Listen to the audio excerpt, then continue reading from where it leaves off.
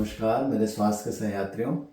Deep venous thrombosis या DVT हम कई बार सुनते हैं। इसके बारे में क्या होती है बीमारी, क्यों हो जाती है और क्यों इतनी खतरनाक होती है और कभी कभी जानलेवा साबित होती है।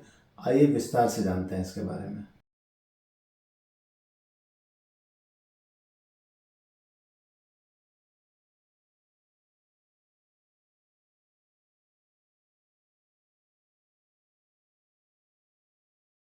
डीप वेनस थ्रोम्बोसिस या डीवीटी के विषय में हम जो डिस्कशन करेंगे वो दो हिस्सों में करेंगे। पहला कि ये क्या होता है, क्या कारण है इसके और ये क्यों खतरनाक होता है, और दूसरे हिस्से में हम ये डिस्कस करेंगे कि अगर एक बार आपको डीवीटी हो गया तो भविष्य में आपको ऐसा होने की संभावना होती है, क्यों होती है, क्या प्रिकॉशंस रखना चाहिए इसके बारे में। हमारे पैरों में खून की दो तरह की नसें होती हैं। एक वो नसें जो शुद्ध खून को हमारे हार्ट से हमारे पैरों की तरफ लेके जाती हैं, और दूसरे जो अशुद्ध खून को पैरों से हमारे हार्ट तक लेके आती हैं। ये अशुद्ध खून को जो कैरी करने वाली नसें होती हैं इन्हें ही हम वेन्स कहते हैं। और ये जो वेन्स होती हैं ये दो लेवल पे हमारे पैरों में होती हैं। एक जो बड़ी वेन्स होती हैं वो गहराई में होती हैं, हमारे पैरों की हड्डियों के पास होती हैं, जिन्हें डीप वेन्स कहते हैं।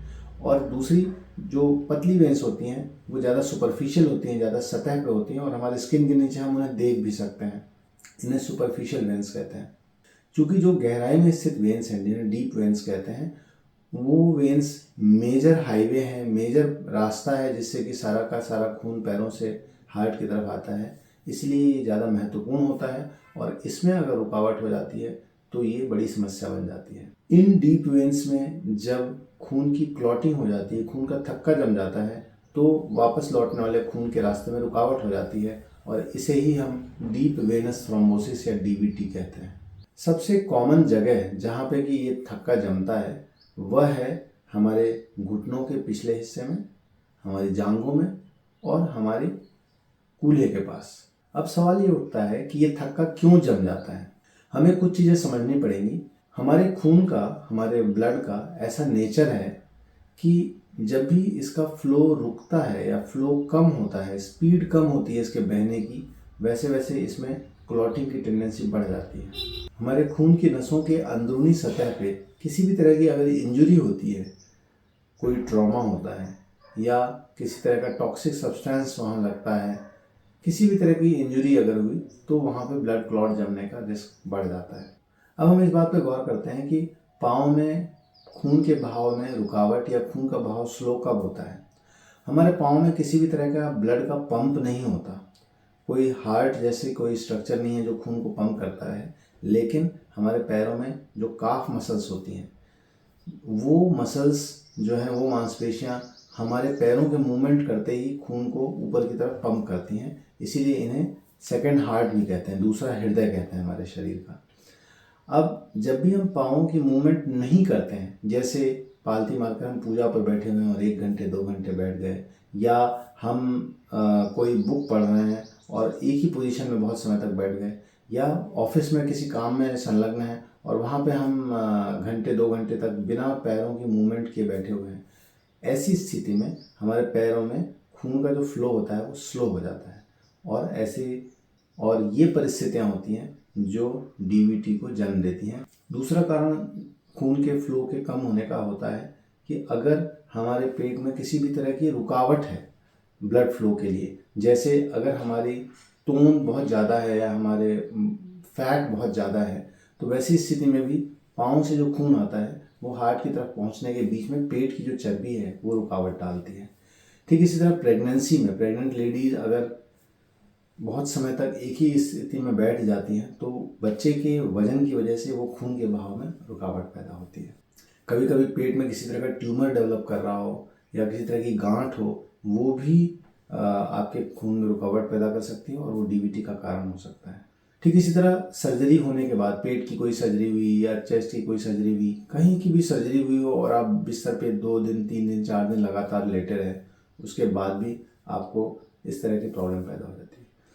ठीक इसी तरह जैसा मैंने बताया कि खून की नसों के अंदरूनी हिस्से में चोट लगने की वजह से भी इस तरह की स्थिति पैदा होती है।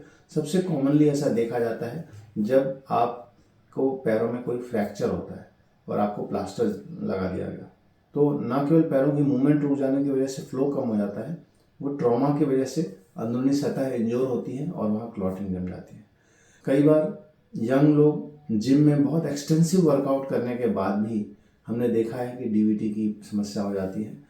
ऐसा इसलिए क्योंकि वो मांसपेशियों से इतने ज़्यादा वर्कआउट करते हैं कि वहाँ इंजरी हो जाती है और उस इंजरी की वजह से भी वो डीवीटी की समस्या बन जाती है।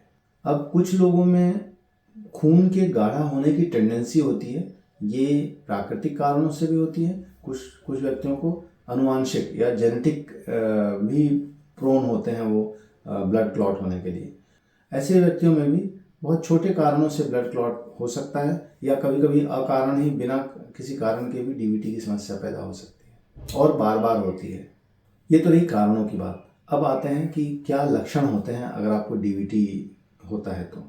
जो डीवीटी की प्रॉब्लम होती है, इसमें सबसे बड़ी समस्या ये होती है कि पेशेंट को बहुत ज़्यादा पेन नहीं होता, केवल पैरों में भारीपन होता है और हल्का सा पाँव के पिछले हिस्से में या जांघों में दर्द होता है। डीवीटी का सबसे कॉमन लक्षण पैरों में सूजन होती है। जिस पाँव में भी आपको डीवीटी हुआ है उस पाँव में आपको पंजों में, आपके घुटने के नीचे, पिंडलियों में, इन सब जगहों पे सूजन आनी शुरू हो जाती है।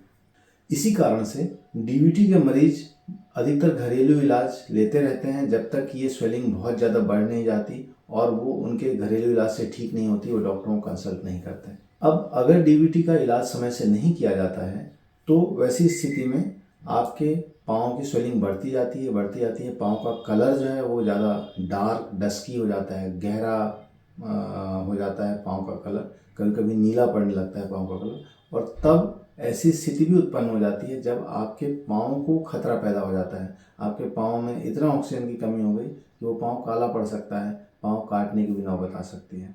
दूसरी समस्या डीवीटी के साथ ये है कि अगर आप डीवीटी का सही समय पर इलाज नहीं करते हैं तो आपकी जो वो क्लॉटिंग है वो धीमे धीमे बढ़ती जाती है और वो बढ़ते बढ़ते घुटनों की नसों से जांघों तक पहुंच जाती है, जांघों से वो हमारे कूल्हे तक पहुंच जाती है और कई बार पेट की नसों से हार्ट तक भी वो क्लॉटिंग पहुंच जाती है। इसीलिए जितना प्रारंभिक अवस्था में ट्रीटमेंट लिया जाए उतना इसकी प्रोग्रेस को रोका जा सकता है। डीवीटी के साथ एक और महत्वपूर्ण बात यह है कि डीवीटी में जो थक्का जमता है, जो खून की नसों में जो थक्का जमता है, वो थक्का जब शुरुआत होती है तो बहुत सॉफ्ट होता है, बहुत मुलायम होता है। अगर इस मुलायम अवस्था में ही हमने खून पतला करने की दवाइयाँ, इंजेक्शन और ट्रीटमेंट दे दिया तो ये थक्का पूरी तरह भूल जाता है और व्यक्ति को पूर्णतः आराम हो जाता है। लेकिन जितना समय बीतता जाता है, हफ्ते भर हो गए, 10 दिन हो गए, 15 दिन हो गए, और उसके बाद अगर आप ट्रीटमेंट के लिए पहुँचते हैं तो ये थक्का इतना कड़ा हो जाता है, इतना थिक हो जाता है और दीवारों से वो खून की नसों के चिपक जाता है और फिर इस थक्के को घोलना भी मुश्किल होता है, आपका ट्रीटमेंट ड्यूरेशन भी बहुत लंबा चलता है और फिर भी आपको पूर्णतः फ़ायदा नहीं मिलता और वो खून की नसों को नुकसान भी पहुंचाता है। इसलिए टाइमिंग ऑफ ट्रीटमेंट, जितनी जल्दी हम उस ट्रीटमेंट को ले सकें उतना ही हमें फ़ायदा होगा और लॉन्ग रन में हमें दोबारा डीवीटी होने की संभावना भी कम हो जाती है। दूसरा एक बहुत ही महत्वपूर्ण और जानलेवा फैक्टर होता है डीवीटी से संबंधित, वो है पल्मोनरी एम्बोलिज्म। होता यह है कि हमारे पाँव में जो खून का थक्का डीवीटी की फॉर्म में जमा हुआ है, कई बार जब हम उस थक्के के साथ चलते फिरते हैं या कोई मूवमेंट करते हैं या कभी कोई मालिश करते हैं पाँव की, तो वो थक्का धीरे धीरे माइग्रेट होकर वो पूरा का पूरा थक्का निकल के हमारे हार्ट में पहुंच जाता है और हार्ट से वो पंप हो जाता है हमारे फेफड़ों की नसों में। और अगर एक बार वो फेफड़ों की नसों में जाके फंस गया तो हमारे फेफड़ों में खून का सप्लाई रुक जाती है और ये ना केवल हमारे हार्ट पे बहुत जोर डालता है, हमारे ऑक्सीजन लेवल को कम करता है और फिर ये कभी कभी एक जानलेवा स्थिति बन जाती है और हमने अपने आंखों के सामने मरीजों की जान जाते हुए देखा है इस बीमारी से। इसलिए डीप वेनस थ्रोम्बोसिस या डीवीटी की बीमारी को कभी भी हल्के में न लें, उसे गंभीरता से ट्रीट करें। आपके पाँव में कितनी सूजन आई है ये इस बात पर निर्भर करता है कि आपका जो खून का थक्का, जो डीवीटी जमा है, वो कहाँ किस जगह पे हुआ है। जैसे जितना वो नीचे होगा आपके पाँव में सूजन उतनी कम होती है और जैसे जैसे वो ऊपर की तरफ बढ़ती जाती है आपके पाँव का इन्वॉल्वमेंट भी बढ़ता जाता है और सूजन की मात्रा भी बढ़ती जाती है। तो जितना ऊपर तक इन्वॉल्वमेंट होगा स्वेलिंग उतनी ज़्यादा होगी और आपके पल्मोनरी एम्बोलिज्म का, उस खून के थक्के के लंग्स में पहुंच जाने का रिस्क भी उतना ज़्यादा होता है। जो व्यक्ति स्वस्थ हैं उन व्यक्तियों से मेरा ये संदेश है कि डीवीटी की प्रॉब्लम एक प्रिवेंटेबल प्रॉब्लम है, एक ऐसी समस्या है जिसे हम रोक सकते हैं और उसका बहुत सीधा साधा उपाय है कि आप अपनी फिजिकल एक्टिविटी अच्छी बनाए रखें, एक जगह पर बहुत लंबे समय तक एक पोजीशन में ना बैठे रहें। आप ऑफिस में काम करते हैं तो भी ये ध्यान रखें कि अपने आसपास थोड़ी बहुत चहलकदमी करते रहें, और अगर वो संभव नहीं है तो पैरों की मूवमेंट, पंजों की मूवमेंट थोड़ा थोड़ा करते रहें, जिससे कि आपके ब्लड का सर्कुलेशन चालू रहे। एक बार आपको अगर डीवीटी की समस्या पहले हो चुकी है तब तो ये आपके लिए और भी बहुत ज़रूरी हो जाता है। ठीक उसी तरह अगर हम प्लेन में या ट्रेन में या बस में लंबी ट्रैवलिंग कर रहे हैं या किसी जगह हमें बहुत लंबे समय तक बैठना पड़ रहा है तो भी हम अपने पंजों को चलाते रहें और 2-3 घंटे में खड़े होकर थोड़ा बहुत चहलकदमी कराएं। ये हमें बड़ी समस्या से बचा कर रखता है। जिन व्यक्तियों की सर्जरी हुई है, जिन व्यक्तियों के पैर में फ्रैक्चर हुआ है या जिन व्यक्तियों को कोई मेजर चोट लगी है, जिन व्यक्तियों को कैंसर की शिकायत है, इन सब व्यक्तियों को डीवीटी के लिए बहुत सतर्क रहना चाहिए और उन्हें अपनी मूवमेंट हमेशा बनाए रखनी चाहिए। प्रेग्नेंट लेडीज़ को ज़रूर से पाँव की मूवमेंट करते रहनी चाहिए और चित होकर लेटने के बजाय करवट में लेटें ताकि वो वेन्स पर दबाव ना पड़े और खून का बहाव ना रुके। इवन अगर आप किसी फीवर की वजह से आप बिस्तर पे 2-3 दिन 4 दिन या उससे ज़्यादा लंबे समय तक पड़े हुए हैं तो अपने पैरों की मूवमेंट को बनाए रखें ताकि आपको डीवीटी की समस्या से ना फेस करना पड़े। डीवीटी के इलाज के विषय में अब हम चर्चा करते हैं। आपको डीवीटी हो गया ये जानने का एक ही उपाय है और वो ये है कि हम पैरों का एक डॉपलर टेस्ट करवाएं। डॉपलर टेस्ट डीवीटी के लिए कंफर्मेटरी टेस्ट होता है। अगर आपने पैरों का वीनस डॉपलर टेस्ट करवा लिया तो वो आपको बता देते हैं कि आपको कहाँ पे डीवीटी हुई है, कितना एक्सटेंसिव है और कहाँ तक पहुँच रहा है ये। इसके बाद हमें और किसी टेस्ट को करवाने की आवश्यकता नहीं है अनलेस कि हमें कुछ कॉम्प्लिकेशन हुए हैं उससे रिलेटेड। अदरवाइज डॉपलर टेस्ट अपने आप में सफिशिएंट है यह पता लगाने के लिए कि आपको डीवीटी है। डीवीटी नॉर्मली इस तरह डायग्नोज होता है कि आप सुबह सोकर उठे और आपके पाँव में स्वेलिंग थी और फिर आपने उसको खुद से ठीक करने की कोशिश की, वो ठीक नहीं हुआ, आपका दर्द बढ़ता गया, आपकी स्वेलिंग बढ़ती गई, 2-3 दिन 4 दिन आपने इधर उधर से ट्रीटमेंट लिया और जब वो स्वेलिंग सेटल नहीं हुई तब आप किसी डॉक्टर के पास गए, फिर उस डॉक्टर ने आपको किसी और डॉक्टर के पास भेजा और इस तरह से डीवीटी के ट्रीटमेंट में पता लगने में और उसके इलाज में डिले हो जाता है। और जैसा कि मैंने बताया इस बीमारी में इलाज के शुरू होने में जितना विलम्ब होता है, जितना लेट होता है, उतना इस इलाज से फ़ायदे मिलने के चांसेस कम होते जाते हैं। आपको इलाज उतना लंबा लेना पड़ता है और उस बीमारी से रिलेटेड कॉम्प्लिकेशंस के बढ़ने के चांसेस बढ़ जाते हैं। जब भी आपको डीवीटी की डायग्नोसिस होती है पैरों में किसी भी तरह की मालिश ना करवाएं। मालिश से आपको नुकसान होने की संभावना ज़्यादा है फ़ायदा होने के मुकाबले।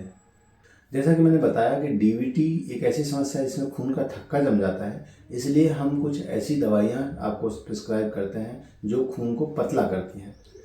अब कुछ ऐसे इंजेक्शन्स आते हैं और कुछ ऐसी गोलियाँ आती हैं जो दी जाती हैं आपको जब आप डीवीटी के डायग्नोसिस आपकी एस्टैब्लिश हो जाती है तब। एक बार ये पता लग जाता है कि आप डीवीटी के मरीज हैं तो अगर वो डीवीटी ज़्यादा एक्सटेंसिव है तो डॉक्टर आपको सलाह देते हैं कि 2-4 दिन के लिए आप भर्ती हो जाएं। जब स्वेलिंग थोड़ी कम हो जाए, ये क्लॉट थोड़ा सा डिजॉल्व हो जाए, उसके बाद आप घर जा सकते हैं। लेकिन अगर आपको छोटी मोटी हिस्से में ही अगर क्लॉटिंग है तो आप घर पे भी ट्रीटमेंट ले सकते हैं। लेकिन आपको ये बात के लिए सतर्क होना चाहिए कि यह एक ऐसी समस्या है जो समय के साथ बढ़ सकती है और अगर वो क्लॉट फेफड़ों में चला जाता है तो आपको सांस की दिक्कत, हार्ट की दिक्कत और कभी कभी जानलेवा दिक्कत भी हो सकती है। डीवीटी जब बहुत अर्ली स्टेजेस में आपको पता लग जाता है, शुरुआती कुछ दिनों में ही अगर आपको पता लग जाता है तो कुछ ऐसी थेरेपीज़ भी आती हैं जिसमें कि हम एक इंजेक्शन वहीं लोकल उस नस में दे के उस क्लॉट को घोलने की कोशिश करते हैं और उस क्लॉट को घोल के मरीज को रिलीफ हो जाता है। लेकिन अगर कुछ दिनों बाद आपको डीवीटी का पता चला या आप उस स्पेशलिस्ट तक, डॉक्टर तक आप थोड़ा लेट पहुँचे तो वैसी स्थिति में इंजेक्शन और गोलियों के माध्यम से ही उस क्लॉट को घोलने का प्रयास किया जाता है। ये ट्रीटमेंट आपके क्लॉटिंग कितनी एक्सटेंसिव है, कितनी ज़्यादा है और कितनी दिनों बाद आप डॉक्टर तक पहुँचे हैं, इस पर निर्भर करता है कि आपको ये ट्रीटमेंट 3 महीने चलेगा कि 6 महीने चलेगा या साल भर चलेगा या उससे भी लंबे समय तक। और कुछ लोगों को उनके प्रोफाइल के हिसाब से कभी कभी लाइफ लॉन्ग ट्रीटमेंट भी लेना पड़ता है, जीवन भर ट्रीटमेंट भी लेना पड़ता है। अधिकांशतः केसेस में समय से अगर आपने ट्रीटमेंट शुरू कर दिया है, आप समय से डॉक्टर के पास पहुंच गए हैं, तो 3 महीने में आपका क्लॉट पूरी तरह डिजॉल्व हो जाता है और उसके बाद आपकी दवाइयाँ बंद हो जाती हैं। लेकिन जैसा कि मैंने बताया कि अगर आपका डिले है डायग्नोसिस में या उसके बाद उसका ट्रीटमेंट शुरू करने में, तो कई बार आपको लंबे समय तक ट्रीटमेंट लेना पड़ता है। ये पर्सन टू पर्सन वैरी करता है, इसलिए वो आपके जो विशेषज्ञ हैं वही आपको बता सकते हैं कि भाई ये ट्रीटमेंट कितने दिन लेना है। जब भी हम डीवीटी का ट्रीटमेंट ले रहे होते हैं तो हमें ये ध्यान रखना होता है कि खून पतला करने की ये जो दवाइयाँ हैं, इनका एक साइड इफेक्ट ये है कि इनसे ब्लीडिंग होने की टेंडेंसी रहती है। उस विषय में हमें थोड़ा सावधान रहना है कि हमारे ब्रश करते समय ब्लीडिंग हो सकती है या हमारे मोशन में, यूरिन में कभी कभार ब्लड आ सकता है, और इस विषय में थोड़ा हम सतर्क रहें। जब भी आपको डीवीटी की डायग्नोसिस होती है, आप स्वयं से, खुद से जो ट्रीटमेंट का हिस्सा जो बहुत महत्वपूर्ण है और आप कर सकते हैं, वो ये है कि अपने पैर को जितना हो सके लटका कर ना रखें, नीचे की तरफ ना रखें। हमेशा आप पैरों को या तो अगर बैठे हुए हैं तो सामने मुड्डे पे या चेयर पे फैला कर रखें, या जब आप लेटे हुए हैं तो आप पैरों के नीचे तकिया रखें, या पलंग को पूरा का पूरा टिल्ट करके आप पैरों को अपने हार्ट के लेवल से थोड़ा ऊपर रखें, ताकि पैरों की जो स्वेलिंग है वो थोड़ी सी कम हो, और इससे आपको काफ़ी लाभ होगा। पैरों को आप जितना लटका कर रखेंगे उतना इसमें कंजेशन बढ़ता है। अगर आपके पैरों में बहुत ज़्यादा स्वेलिंग नहीं है तो आप क्रेप बैंडेज या स्टॉकिंग का भी उपयोग कर सकते हैं, लेकिन यह उपयोग केवल आपको जो कार्डियोवैस्कुलर सर्जन हैं या कार्डियोलॉजिस्ट हैं, जो स्पेशलिस्ट हैं, उनकी सलाह से ही इसका उपयोग करना चाहिए, क्योंकि कई बार ब्लड सप्लाई पैरों में कम होने की वजह से अगर आप स्टॉकिंग लगाते हैं तो वो आपको नुकसान भी कर सकती है। इसीलिए उनकी सलाह लेने के बाद आप पैरों में स्टॉकिंग भी पहन सकते हैं, यह भी स्वेलिंग को कम करने में आपकी हेल्प करेगी। अगर आपके पैरों में दर्द है या सूजन की वजह से आपको बहुत डिस्कम्फर्ट हो रहा है, तो कुछ दवाइयाँ जो दर्द को कम करने के लिए होती है, सूजन को कम करने के लिए होती है, उनका भी उपयोग कर सकते हैं। डीवीटी की डायग्नोसिस के बाद शुरुआती फेज में बेहतर होगा कि आप कम चलें, जितना आवश्यक उतना ही चलें, जब तक कि स्वेलिंग थोड़ी कम ना हो जाए। ये सामान्यतः हफ्ते भर होने के बाद आपको थोड़ी बहुत मोबिलिटी अलाउ की जाती है और आप फिर धीमे धीमे अपनी एक्टिविटी लेवल को बढ़ा सकते हैं। जैसा कि मैंने बताया कि डीवीटी में आपको इस बात के लिए सतर्क रहना है कि वो क्लॉट जो है वो आपके फेफड़ों में न चला जाए। अब अगर हम घर पे हैं तो हमें कैसे पता चलेगा कि इस तरह की समस्या होगी। आपको अगर डीवीटी की डायग्नोसिस है ऑलरेडी और आपको अचानक सांस में तकलीफ महसूस होती है, या आप देखते हैं कि जिसको डीवीटी की समस्या हो तेज़ी से सांस ले रहा है, आपको डाउट करना चाहिए कि हो सकता है इसको पल्मोनरी एम्बोलिज्म। अगर आपके पास ऑक्सीजन लेवल चेक करने की व्यवस्था है तो बेहतर होगा कि आप ऑक्सीजन लेवल बीच में चेक करते रहें।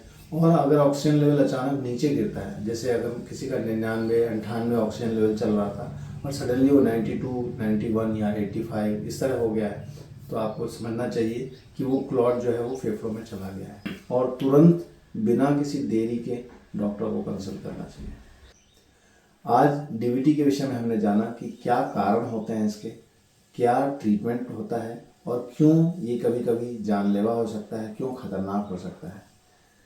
अगले एपिसोड में हम जानेंगे कि डीवीटी एक बार आपको हो जाए तो क्या क्या हमें सावधानियां रखनी चाहिए, और कुछ डीवीटी से संबंधित बातें। तब तक के लिए नमस्कार।